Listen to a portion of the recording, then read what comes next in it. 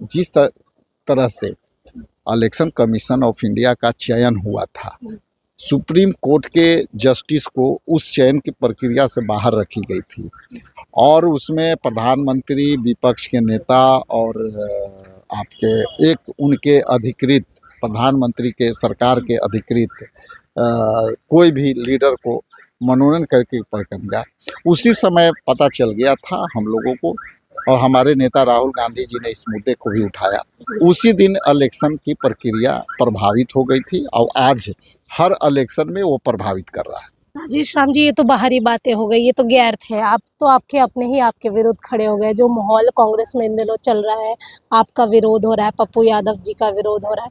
यहाँ धरना पर बैठ के आप लोग से बात करके पूरा सोशल मीडिया पर जो है किसी को कालिख पोत के, किसी को गाली दे करके, किसी को अभद्र टिप्पणियाँ करके, इससे आपको क्या हासिल होगा? सिवाय मीडिया में खिल्ली उड़ने के आपके कोई सुनेगा? मौका मिल जाता है।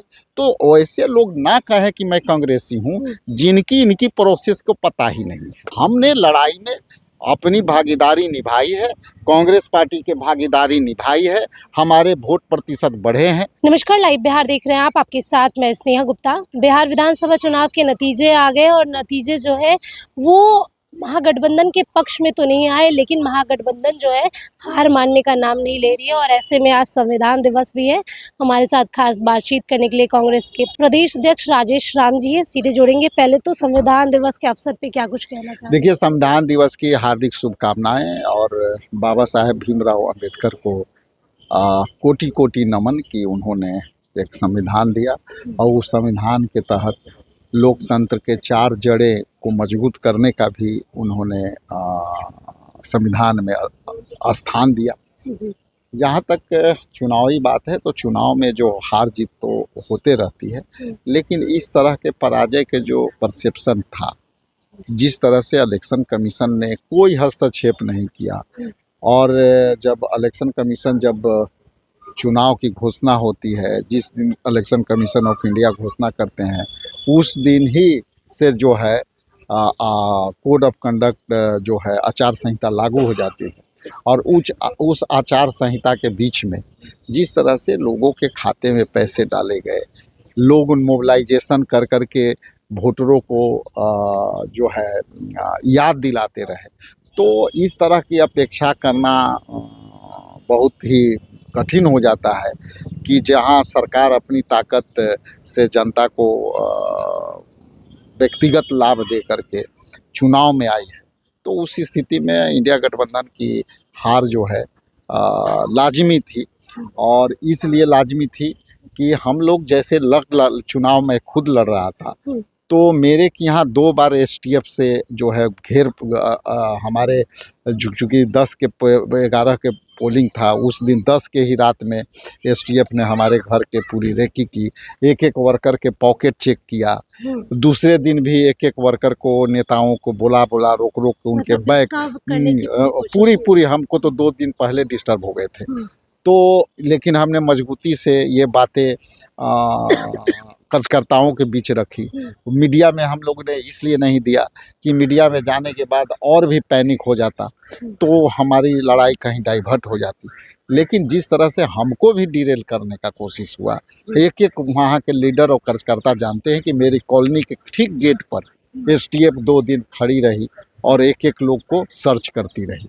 खैर बहरहाल, लेकिन देखिए, जिस तरह से इलेक्शन कमीशन ऑफ इंडिया का चयन हुआ था, सुप्रीम कोर्ट के जस्टिस को उस चयन की प्रक्रिया से बाहर रखी गई थी और उसमें प्रधानमंत्री, विपक्ष के नेता और आपके एक उनके अधिकृत प्रधानमंत्री के सरकार के अधिकृत कोई भी लीडर को मनोनयन करके प्रक्रिया उसी समय पता चल गया था हम लोगों को, और हमारे नेता राहुल गांधी जी ने इस मुद्दे को भी उठाया।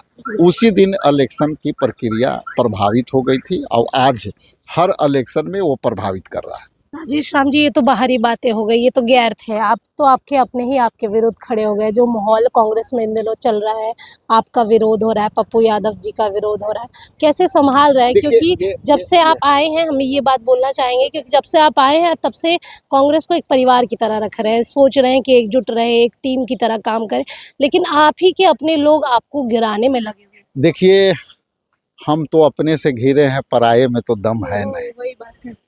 लेकिन दो चीज़ समझने वाली बात है। पहली तो कि इलेक्शन के जो उम्मीदवारों की चयन की प्रक्रिया को समझने की आवश्यकता है। जो रियली कांग्रेसी है उसको चयन की प्रक्रिया पता है। चयन की प्रक्रिया में आप भी पहले आए होंगे तो कवर किए होंगे कि हम लोग प्रखंड जिला से नाम मंगवाते हैं, जिला से फिर प्रदेश कांग्रेस प्रदेश इलेक्शन कमेटी में उसको स्क्रीनिंग होता है, छटनी होता है। उसके बाद किस अखिल भारतीय लेवल पर वहाँ एक स्क्रीनिंग कमेटी होती है और फिर स्क्रीनिंग कमेटी के बाद एक जो है चयन का कमेटी था जिसमें सभी बड़े लीडर होते हैं, हमारे हाई कमान होते हैं। तो जो चयन के प्रक्रिया में यदि कोई गड़बड़ी है या कोई कैंडिडेट लगता है कि मेरे साथ अनजस्टिफिकेशन होना है तो मीडिया ट्रायल में तो उनकी कोई समाधान होगी नहीं। तो जो लोग कांग्रेसी अपने को कहते हैं, इसका मतलब है कि ये जो चुनावी प्रक्रिया हुई वो चुनावी प्रक्रिया में चारों सांसद से राय लिए गए। ऐसा नहीं है कि चुप्पे हो गया। चारों सांसद ने अपने अपने उम्मीदवार के हिसाब से अपने अपने पसंदीदा लोगों को चयन में लाया। अब यहाँ जो चल रहे हैं वो कांग्रेसी यदि हैं तो उनको ये पता होना चाहिए था कि यदि चयन की प्रक्रिया से आप असंतुष्ट हैं, यदि लगता है कि प्रदेश के कोई नेतृत्वकर्ता से आपकी लगता है कि चूक हुई है तो केंद्रीय नेतृत्व को उनके खिलाफ हम किसी के खिलाफ आप लिखते और जांच के मांग करते। लेकिन आप जांच के मांग कहाँ कर रहे हो? आप मीडिया में कर रहे हो और मीडिया में आप आरोप ऐसे लगा रहे हो जैसे निराधार है आरोप है। तो मीडिया से तो आपको कुछ नहीं होला।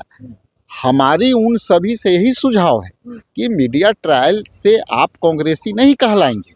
मीडिया के और सोशल मीडिया फेसबुक ट्विटर पर जो आप अभियान चला रहे हैं ये बिल्कुल ही गलत है। यदि आप कांग्रेसी हैं तो आप जाइए इसकी केंद्रीय नेतृत्व से जम के शिकायत कीजिए, जांच के मांग करिए कि हम कैंडिडेट थे, हम मजबूत थे, हमारे साथ कैंडिडेट का जो है वो कैंडिडेट की चयन के प्रक्रिया में हो गए, हम एलिजिबल थे, हमें छोड़ दिया गया।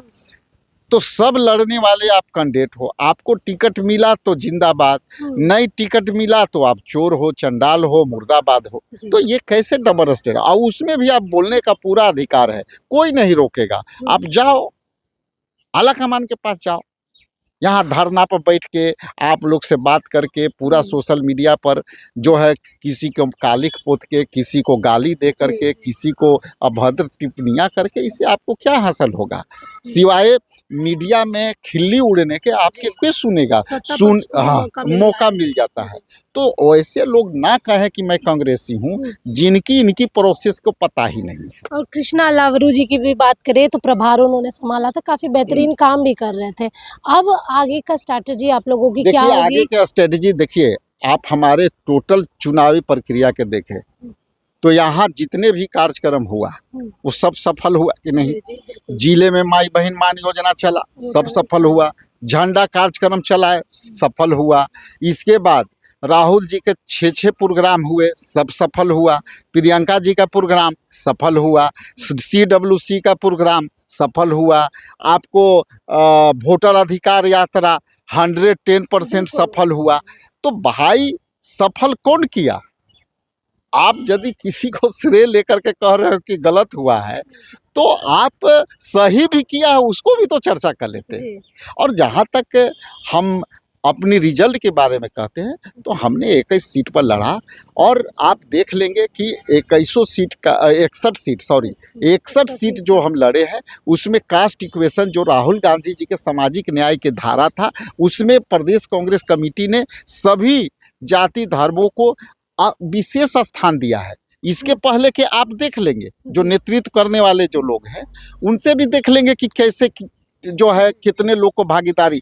तो इसलिए मैंने सामाजिक स्तर पर भी भागीदारी दिया, पिछड़ों का भी ख्याल रखा, सवर्णों का भी ख्याल रखा। स्वर्ण को टोटल 12-13 सीट मिले और उसमें स्वर्ण भी हारे तो पिछड़े भी हारे, अति पिछड़े भी हारे, मुस्लिम भी हारे। तो ये तो देखना पड़ेगा, पहली बात।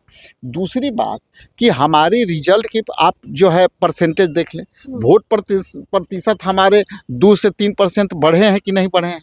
पिछले बार से हम सीधी लड़ाई लड़े हैं कि नहीं लड़े हैं। हम तो सीधी लड़ाई लड़े हैं इंडिया गठबंधन के उम्मीदवारों के साथ, जबकि वो इलेक्शन कमीशन के साथ हम लड़ रहे थे हमारे उम्मीदवार। बेहतर सीट बंटवारा हो सकता था, फ्रेंडली फाइट जहाँ हुई थी वो नहीं होती तो ज्यादा अच्छा रहता। देखिए, फ्रेंडली फाइट एक अलग विषय है, फ्रेंडली फाइट एक अलग विषय है, उसको बैठ करके हम लोग अलग से चर्चा करेंगे।